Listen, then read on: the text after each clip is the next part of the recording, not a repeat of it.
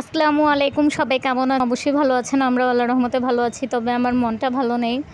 গতকালকে হইতেছে আমার এই বিড়ালটাকে কুকুর কামড় দিয়ে মেরে ফেলছে। ওর নাম ছিল নীল। যারা আমার ভিডিও দেখেছেন তারা তো জানেন, ওর অনেক লাইভ আছে আমার চ্যানেলে। আমার এত কষ্ট লাগতেছে কি বলবো। আমাদের বাসার পাশেই, মানে বাসার সামনে যে কুকুরগুলো থাকে, ওরা একদম 1 নাম্বার একটা জঙ্গলি।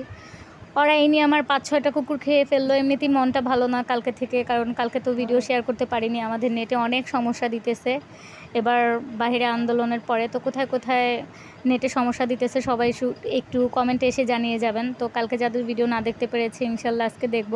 আর আমার মনটা খুবই খারাপ। আমার বিড়ালটা যেহেতু এই পৃথিবীতে এখন আর নেই, সবাই তো বুঝতে পারতেছেন। যারা বিড়াল পালেন তারাই কিন্তু বুঝতে পারবেন যে যারা বিড়াল পালে বিড়ালের জন্য কেমন লাগে। আমার খুব কষ্ট লাগতেছে আমি যখন এই ভিডিওটা শেয়ার করতেছি।